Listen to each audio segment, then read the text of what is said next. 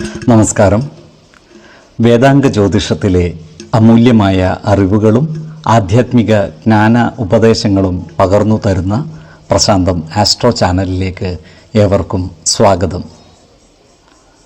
ഈ ചാനൽ ഇതുവരെയും സബ്സ്ക്രൈബ് ചെയ്യാത്തവർ ഇപ്പോൾ തന്നെ സബ്സ്ക്രൈബ് ചെയ്യുക. നോട്ടിഫിക്കേഷൻ ലഭിക്കുന്നതിനായി ബെൽ ബട്ടൺ അമർത്തുമല്ലോ. ഒപ്പം ചാനൽ ലൈക്ക് ചെയ്യുക, ഷെയർ ചെയ്യുക, കമൻറ്റ് ചെയ്യുക. കൊല്ലവർഷം 1200 ആണ്ടിലെ മകര സംക്രമം പുണർദം നക്ഷത്രത്തിലാണ്. മകരം 1-ാം തീയതിയിലെ ഗ്രഹനില അനുസരിച്ച് മേടം രാശിയിൽ ഗുളികനും, എടവത്തിൽ സർവേശ്വരകാരകനായ വ്യാഴവും, കർക്കിടകം രാശിയിൽ ചന്ദ്രനും കുജനും, കന്നിയിൽ കേതുവും, ധനുരാശിയിൽ ആദിത്യനും ബുധനും, കുംഭത്തിൽ ശുക്രനും ശനിയും, മീനം രാശിയിൽ രാഹുവും സ്ഥിതി ചെയ്യുന്നു. അശ്വതി നക്ഷത്രത്തിൽ ജനിച്ചവർക്ക് മകരമാസം ഗുണദോഷ സമ്മിശ്രമായിരിക്കും. ഈ നക്ഷത്രക്കാർക്ക് കർമ്മ മേഖലയിൽ കാര്യങ്ങൾ മാറിമറിഞ്ഞു വരുന്നതാണ്. ഇവർക്ക് ജോലിസ്ഥലത്ത് ഉത്തരവാദിത്തങ്ങൾ വർദ്ധിക്കുന്നതാണ്. എന്നാൽ വരുമാന വർധനവും മറ്റ് ആനുകൂല്യങ്ങളും ലഭിക്കുന്നതുമാണ്. പുതിയ സ്ഥാനമാനങ്ങളും ഇവരെ തേടി എത്തുന്നതാണ്. ജോലിസ്ഥലത്ത് സഹപ്രവർത്തകരുടെ സഹകരണം നേടിയെടുക്കുന്ന രീതിയിൽ പ്രവർത്തിക്കുവാൻ പരിശ്രമിക്കേണ്ടതാണ്. നല്ല വാക്കുകളിലൂടെയും പ്രവൃത്തികളിലൂടെയും എല്ലാവരുടെയും ഇഷ്ടം നേടിയെടുക്കുവാൻ ഇവർക്ക് സാധിക്കുന്നതുമാണ്. വിദേശത്ത് ജോലി ചെയ്യുവാൻ ആഗ്രഹിക്കുന്ന ഈ നക്ഷത്രക്കാർക്ക് അതിനുള്ള അവസരം വന്നു ചേരുന്നതാണ്. അതിനാൽ വിദേശത്ത് ജോലിക്കായി പരിശ്രമിക്കുന്നവർക്ക് ഈ മാസം വളരെ അനുകൂലമാണ്. ശത്രുത മനോഭാവത്തോടെ പെരുമാറുന്നവരുടെ മേൽ വിജയം വരിക്കുവാൻ ഇവർക്ക് സാധിക്കുന്നതാണ്. ഇത്തരക്കാരെ തിരിച്ചറിഞ്ഞാൽ അവരുമായി വാക്കുതർക്കങ്ങളിൽ ഏർപ്പെടാതിരിക്കുവാൻ പ്രത്യേകം ശ്രദ്ധിക്കേണ്ടതാണ്.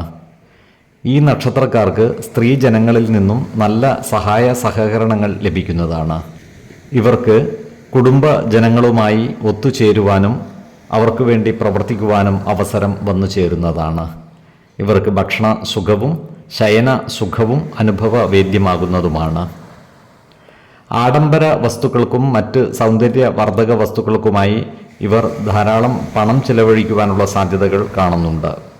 അതുപോലെ ഉല്ലാസയാത്രകളും മറ്റും നടത്തുന്നതിനായി ഇവർ സമയം കണ്ടെത്തുന്നതുമാണ്.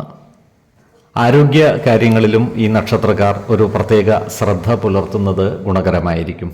പ്രത്യേകിച്ച് ഹൃദ്രോഗത്തിന് മരുന്ന് കഴിക്കുന്നവർ കൃത്യമായ വൈദ്യ പരിശോധനകൾ നടത്തുന്നതും ഡോക്ടർമാരുടെ നിർദ്ദേശമനുസരിച്ചുള്ള മരുന്നുകൾ മുടങ്ങാതെ കഴിക്കുന്നതും ഗുണകരമായിരിക്കും.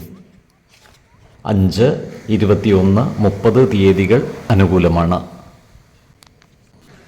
ഈ നക്ഷത്രക്കാർ ജനിച്ച സമയത്തെ അടിസ്ഥാനമാക്കിയുള്ള ജാതകത്തിലെ ലഗ്ന രാശിയുടെയും ലഗ്ന അധിപന്റെയും സ്ഥിതിയും ശുഭ പാപ ഭാവങ്ങളുടെ സ്ഥിതിയും ഓരോ രാശിയിലെയും ഗ്രഹങ്ങളുടെ സ്ഥിതിയും അനുസരിച്ച് ഇവരുടെ പൊതുഫലത്തിൽ ഏറ്റക്കുറച്ചിലുകൾ ഉണ്ടാകുവാനിടയുണ്ട്.